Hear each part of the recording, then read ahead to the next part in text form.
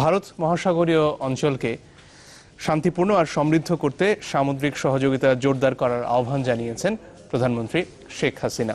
সকালে Jakarta convention সেন্টারের assembly হলে ইন্ডিয়ান ওশান রিম অ্যাসোসিয়েশন IOR এর সম্মেলনের উদ্বোধনী অনুষ্ঠানে তিনি বিশ্ব নেতাদের প্রতি এই আহ্বান জানান।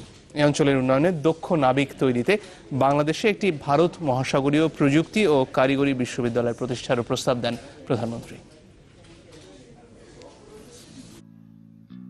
উপকূলীয় দেশগুলোর জোট IOR গঠিত হওয়ার পর প্রথমবারের মতো অনুষ্ঠিত হলো লিডার্স সামিট। জোটভুক্ত 21টি দেশের রাষ্ট্র ও সরকার প্রধান ছাড়াও যাতে অংশ নেন 7 পর্যবেক্ষক দেশের প্রতিনিধিরা। ইন্দোনেশিয়ার প্রেসিডেন্টের আমন্ত্রণে এতে যোগ দেন প্রধানমন্ত্রী শেখ হাসিনা। সম্মেলনে স্বাগত বক্তব্য দেন IOR এর চেয়ারম্যান জোকো উইডোডো। পরে বিশ্ব নেতারা একসঙ্গে ইন্দোনেশিয়ার ঐতিহ্যবাহী বাদ্যযন্ত্র বাজিয়ে শুরু করেন মূল আনুষ্ঠানিকতা।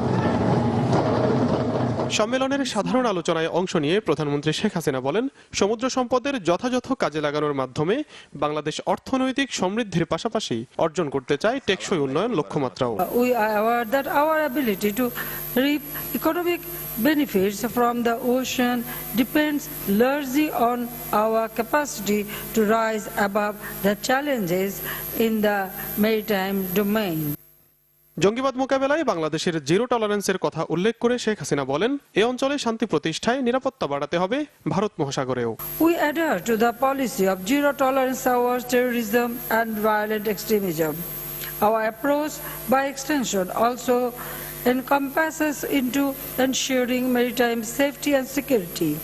The declaration on countering violent extremism leading to terrorism by the IOR would definitely enhance cooperation and coordination among the members countries. পরে ইন্দোনেশিয়ার প্রেসিডেন্ট জোকো উইডোডোর সাথে দ্বিপক্ষীয় বৈঠকে আলোচনা হয় দুদেশের স্বার্থ সংশ্লিষ্ট বিভিন্ন বিষয়। এছাড়া প্রধানমন্ত্রী সাইডলাইনে বৈঠক করেন শ্রীলঙ্কার প্রেসিডেন্ট এবং জাপানের পররাষ্ট্র প্রতিমন্ত্রীর সাথেও। 3 দিনের সরকারি সফর শেষে বুধবার দেশে ফেরার কথা রয়েছে প্রধানমন্ত্রী শেখ হাসিনার। হাসান শুভ্র, চ্যানেল 24।